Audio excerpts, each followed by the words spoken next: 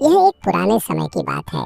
शहरपुर नाम के गांव में अकबर नाम का एक बादशाह अपनी बेटी और वजीर के साथ रहता था। उसके महल में एक ऐसा पेड़ था जिस पर रोजाना एक सोने का आम लगा करता था और यह आम बादशाह को बहुत खुशी देता था। एक दिन अचानक बादशाह की बेटी लापता हो गई। बादशाह परेशानी में मुब्तला हो गया और वजीर को बुलाया। उसने वजीर से कहा कि वह अपनी बेटी से बहुत प्यार करता है और चाहे कुछ भी हो वह उसे ढूंढ कर लाए।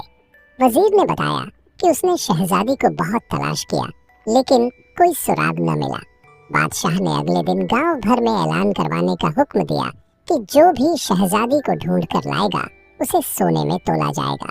दूसरे दिन जब वजीर महल से निकलने लगा उसकी नजर पेड़ पर पड़ी, मगर उस पर उस दिन सोने का आम नहीं लगा था। वह फौरन बादशाह के पास आया और बताया कि पेड़ पर आज आम नहीं है। यह सुनकर बादशाह की परेशानी और बढ़ गई। उसी गांव में एक मीठा नाम का शख्स अपनी बीवी नसीबो के साथ रहता था। एक दिन नसीबो ने उसे सब्जी लाने बाजार भेजा ताकि वह जल्दी खाना बनाकर अपनी सहेली के घर जा सके। मीठा और नसीबो आपस में नोक झोंक करते रहे लेकिन आखिरकार मीठा सब्जी लेने चल दिया। इधर बीतू नाम का एक और लड़का अपनी बूढ़ी माँ के साथ रहता था और सब्जी की रेहड़ी लगाता था। मीठा जब सब्जी लेने गया तो रास्ते में उसे भीड़ नजर आई। वह जिज्ञासा से वहां गया तो पता चला कि बादशाह की बेटी गुम हो गई है और जो उसे ढूंढ कर लाएगा बादशाह उसे सोने में तोल देगा। मीठा खुशी से यह खबर लेकर घर गया और अपनी बीवी को बताई।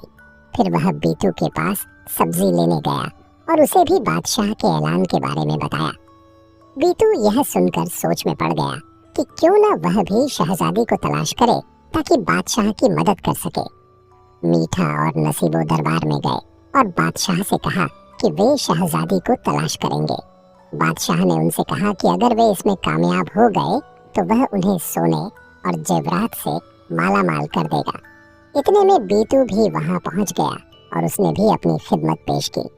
बादशाह ने मीठा और नसीबो को पेड़ की निगरानी करने को कहा ताकि सोने का आम चोरी करने वाले चोर का पता चल सके और बीतू को घोड़ा देकर शहजादी की तलाश में जंगल भेज दिया। रात को जब मीठा और नसीबो पेड़ की निगरानी कर रहे थे, बीतू शहजादी की तलाश में जंगल की तरफ निकल गया। सुबह हुई तो मीठा और नसीबो दरबार आए और बताया कि उन्होंने एक भेड़िया मारा है जो सोने के आम चुरा रहा था। उन्होंने उसकी खाल लाकर पेश की। वजीर को शक हुआ कि ये झूठ बोल रहे हैं क्योंकि भेड़िया पेड़ पर चढ़ नहीं सकता। इतने में बीतू भी वापस आ गया और बताया कि उसे शहजादी का सुराग नहीं मिला। बादशाह ने अगले दिन फिर पेड़ की निगरानी का काम बीतू को दिया और मीठा नसीबों को दोबारा जंगल भेज दिया। उसी रात बीतू ने देखा कि एक खूबसूरत परिंदा आता है और सोने का आम चुरा कर ले जाता है। वह परिंदे के पीछे घोड़े पर सवार होकर जंगल पहुंचा। पीछे से मीठा और नसीबो भी आ गए। परिंदा एक गुफा में चला गया। बीतू भी गुफा में गया और वहां परिंदे को पिंजरे में पाया। जैसे ही उसने पिंजरा उठाने की कोशिश की, एक चुड़ैल नुमाया हुई। चुड़ैल ने बताया कि वह परिंदा दरअसल बादशाह की बेटी है जिसे उसने अपनी बकरी के बदले बदला लेने के लिए परिंदा बना दिया है, क्योंकि उसे शक था कि बादशाह ने उसकी प्यारी बकरी को शिकार किया है। बीतू ने चुड़ैल को यकीन दिलाया कि बादशाह ने ऐसा नहीं किया होगा। चुड़ैल ने शर्त रखी कि अगर वह उसकी बकरी ढूंढ लाए तो वह शहजादी को रिहा कर देगी। मीठा और नसीबो यह सब छिप कर सुन रहे थे। उन्होंने सोचा कि वे कोई भी बकरी लाकर चुड़ैल को दे देंगे और कहेंगे कि यह बकरी तुम्हारी है, बस जुदाई के गम में इसका रंग उड़ गया है। जब वे बकरी लेकर चुड़ैल के पास गए तो उसने उनकी चालाकी को भांप लिया और इनकार कर दिया। इतने में बीतू भी आ गया और वह असली बकरी लेकर आया जो उसने एक जादुई तालाब के पानी पीने के बाद ख्वाब में देखकर तलाश की थी। चुड़ैल ने बकरी देखकर मान लिया कि वही उसकी बकरी है। उसने माफी मांगी और शहजादी को उसकी असली हालत में वापस लाकर आजाद कर दिया। शहजादी ने बीतू का शुक्रिया अदा किया और कहा कि वह उसे अपने वालिद के पास ले जाए।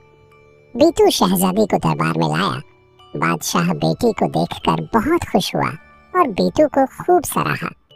बादशाह ने बीतू की ईमानदारी और बहादुरी देखकर अपनी बेटी की शादी उससे कर दी। दूसरी तरफ चुड़ैल इतनी गुस्से में आई कि उसने मीठा और नसीबों को जादू से बकरी बना दिया